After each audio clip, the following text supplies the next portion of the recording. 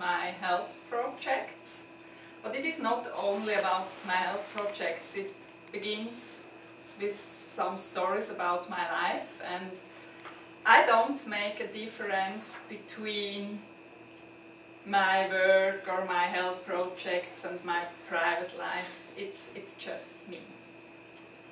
So the story who I will talk about began 7 years ago. I thank you, Karen, for your correcting, but I will not read the text, I will just talk. So the grammar will not be very well, but I hope you understand me.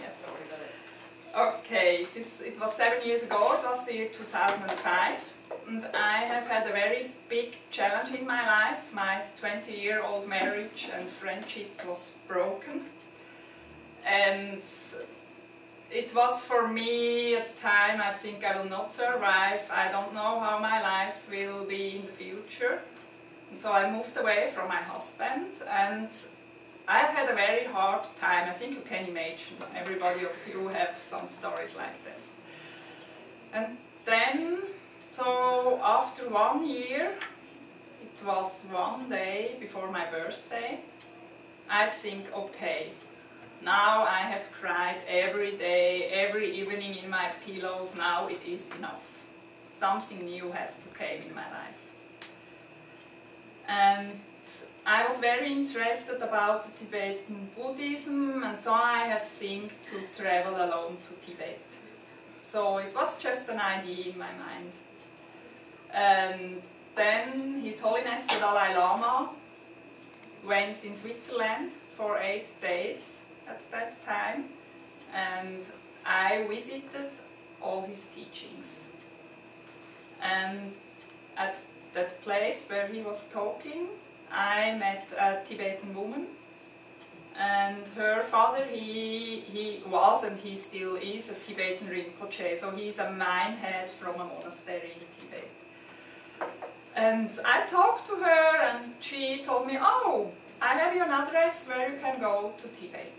So I was very excited, and before I never traveled a lot. I was homesick when I was traveling, and now I got this big possibility to go alone to Tibet. So I take this idea home with me, and I have to think about that I will go or I will not go, I will go, I was not sure. And then one day I have think, in the end of this week I have to know if I will go or not. And so it was Thursday evening, I remember so very well. It was Thursday evening, I was in my apartment, I go for sleeping, and then I have had an incredible dream from Kalu Rinpoche. Kalu Rinpoche was not alive at that time, and I did nothing before about him. I have had a dream that I was on a big boat with an old Tibetan monk, and he watched in my eyes and he started to pray a long Tibetan prayer, and in this dream I could pray this prayer in Tibetan together with him. And then I waked up and I was in the bed. It was not possible for me to open my eyes, but I was awakened.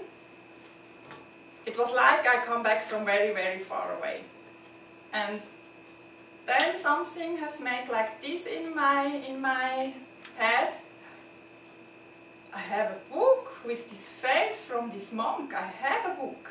And then I woke up, I was running in my library, and I took out the book, and it was Kalu Rinpoche. And so I know it's time to go to Tibet. And so I have decided to go there. Then I was in Tibet, and I visited a little nunnery. I could go there for meditations.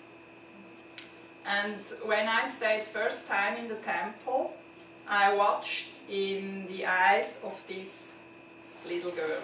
I will give you then after a postcard. She is now, for all my health projects, she gave her face for this. I watched in her eyes, she watched me, and she looked very, very sad. I don't know, something was moving inside of me when I watched her. And after the meditation, I asked my Tibetan friend Dorje, what is with this girl? And he told me, oh, she's a half-orphan girl. Her mother, she's a widow, and she has 3 children. And in Tibet, it's not allowed to have 3 children. For Tibetan women, it's only allowed that they have 2 children. And so her mother has to pay so high taxes to the Chinese that she cannot feed all her children. So she gave her youngest daughter in the monastery. And in the monastery, it was like that normally the parents have to pay for the food for the children, but it was not possible for Anieshi's mother. So I asked how much I can pay every year. It is a possibility to do this? And then Dorje told me yes, it would be possible when I pay $60 in a month. She has all paid. Her food, her studies, her dresses, all what she needs, and her medical care also.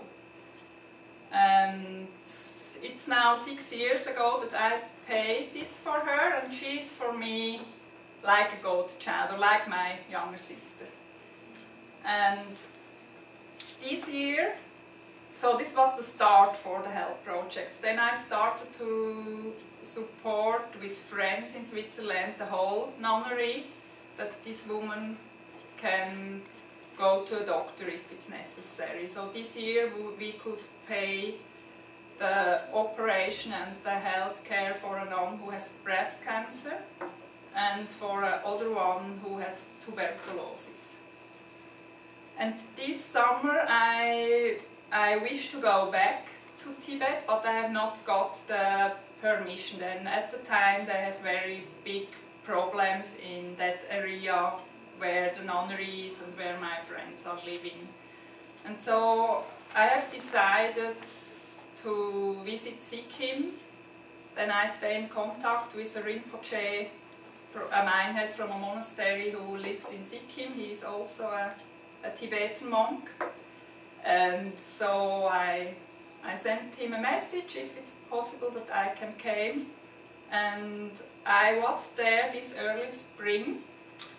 And he has a little monastery with 35 boys. And these boys are all orphan and half-orphan. So the smallest is 6 and the eldest is now 27. But when they came in the monastery, all of them have been very, very little, very, very small. So I was there, and it filled up my heart with so much love for all these children. I think it is, I have no children, I have not my own children, but so I can give all this love what a mother has for children to these boys. So I visited them, and I could give them a lot, how to say, medical help, but for me the most important was that I could show them you are beloved and you are welcome on this earth. Then some of them have so sad stories, and so I have think for me the most important is that they really feel welcome on this earth.